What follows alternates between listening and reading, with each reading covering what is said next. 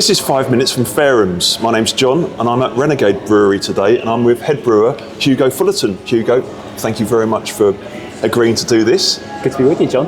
It's good to be with you as well. Okay, we'll start with a question. What's your current favourite hop to work with and why? Such a good question. Firstly, I'd say that part of the beauty of brewing is just brewing so many different varieties of hops over time, but I think that over the last couple of years I've really loved working with Harlequin. I think it's such a amazing aroma hop that's, and the beauty of it being grown here in the UK, we're getting such vibrant flavours from it. I think it's fantastic. We did a seasonal last year which was used 100% Harlequin, hazy pale style, and it went down really well, so I think it's just a testament to that hop. But more recently I've been looking at some of the experimental hop varieties that are coming through. So there was a New Zealand one, I think imaginatively named NZ106, so that we love doing on a pilot scale. And yeah, hopefully going to be using a bit more of that in weeks to come. That's a really exciting hop. Tell me about a beer epiphany moment. I guess that could be either in the brew house or the brewery, or I guess sort of like drinking in a pub or a bar in the various far-flung parts of the world. I think that from a process side, I joined here 9 years ago, and we were doing all of our hops are being added, across the boil as per normal and in the whirlpool, but we weren't playing around with whirlpool temperatures at all. And then I think playing around with that has been such an epiphany for us, and getting more aroma off and creating those sort of hazy pale styles. That's been a real game changer. And it's an obvious one, but we've kind of morphed from being a more traditional brewery into more of the craft area, and I think that's really helped us with certain products of ours. I guess you have to adapt with the various styles of beer that you brew. Can you tell me what temperature you're now working with whirlpool-wise? Yeah, I think going down to 80 degrees easy, and that you get just a big change. You get a lot less utilisation of the hops, and a lot more aroma. I know we could push it further. I think we can optimise our system a little better, but I think using that combination of an 80-degree whirlpool and using big dry hop, you can get some really juicy flavours coming through. So yeah, it's been great. Great. What's an underrated ingredient brewers should use more, do you think?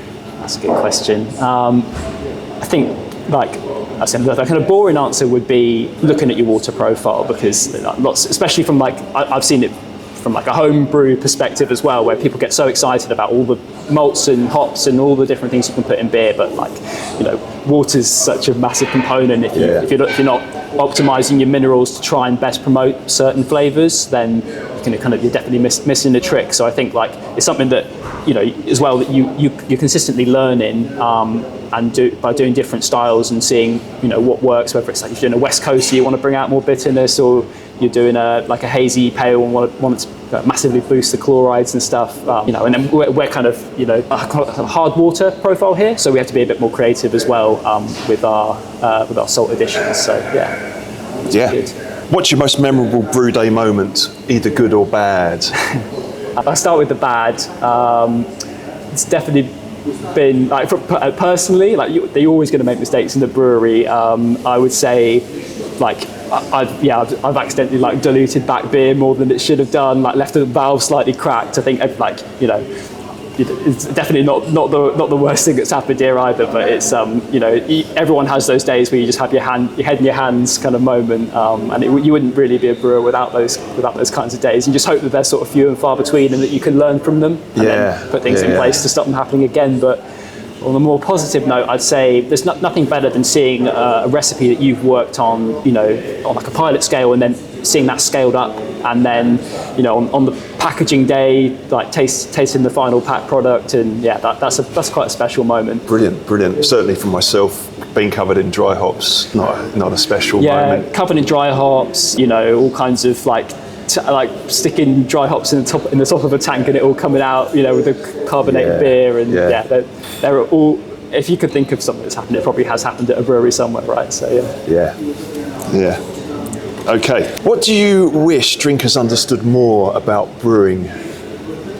Probably preface that with saying I think Renegade drinkers are very knowledgeable drinkers. So I don't need to lecture them on anything. They're all good. But I think just encouraging people to know that there's such a wide variety of styles now. You meet people who are just like, I don't like beer, but it's such a sort of nebulous term now. There'll be a beer out there for you, whether that's if you're not a fan of traditional ales or lager, there's all the things you can do with fruited beer, sours, chocolate stouts, anything. It's all low alc stuff. It's amazing what the variety you get. You walk into a supermarket these days and you're sort of overwhelmed with choice for what you can have. Yeah, so I think it's something that the industry is doing really well. It's even changed since I've been in brewing the past sort of 9 years. So yeah, certainly for me, lager styles for the average drinker, not wanting to put anyone down, but someone that wants to chug through a lot of lager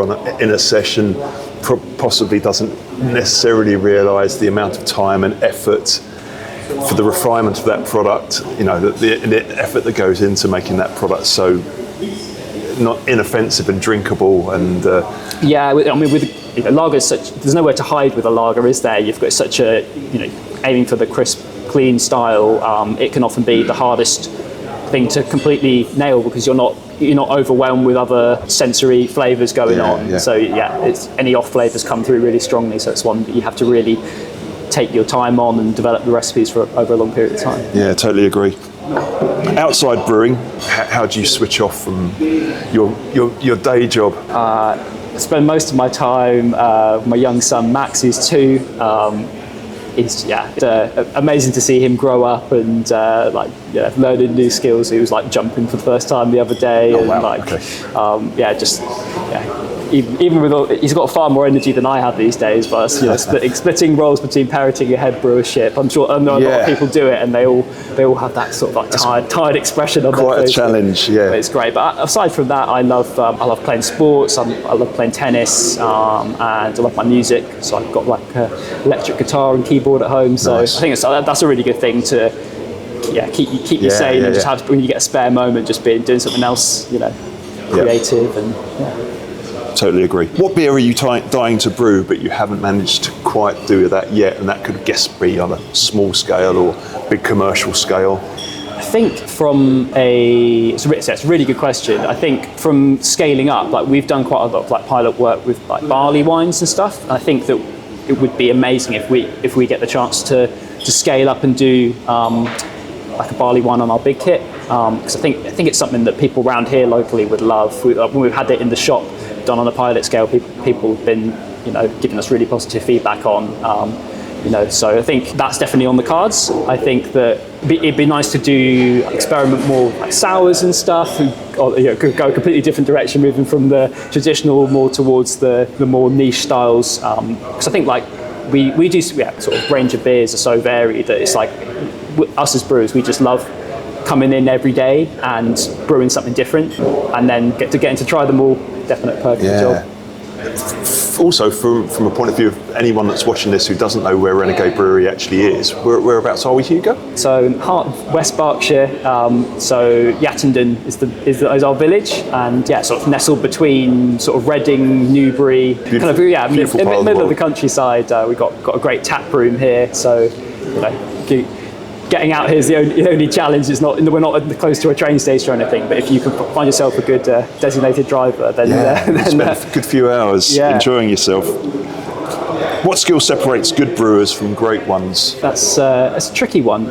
I'd say there are people that are very knowledgeable in brewing who have all of the theoretical knowledge. And I think it plays a huge part because it can help you problem solve and get to the root of any sort of any issues that you have. But I think I always find your attitude to staying positive, because it can be quite stressful working in a brewery. When the workload's a lot in the summer and it's hot and you're being asked the impossible. And I think from my side, it's my challenges have always been trying to make sure that I'm looking after the team and making sure that I'm not asking them to do anything that's unachievable, and so you can still, the fun that it should be to work at a brewery isn't sort of sapped away by the demand, which can be quite a lot. So Fuggles or Goldings, or if there's another maybe traditional hop variety, say a noble variety from from Europe, or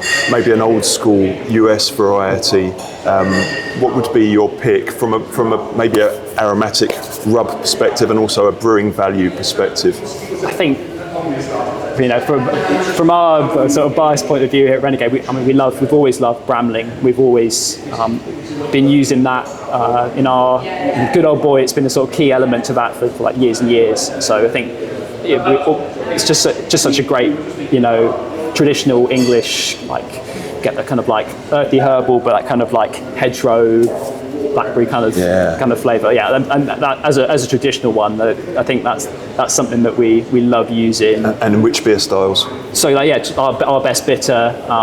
We've used it in our golden ale as well. Oh, lovely. Yeah. Yeah. So that's been something that we've been consistently ordering and love using. I don't think we're going to be switching away unless you tell me that the yields aren't going to be good for next year, but which we'll despair. But yeah, that will be a one we're going to use. It sounds like Bramling Cross has come out of the ground reasonably well this year, looking clean and with a little bit of vigour as well. So with that little bit of heat that we had, seemed to be enough to spark it into life. So yeah, hopefully we'll get a decent harvest out of it. Looking forward to it.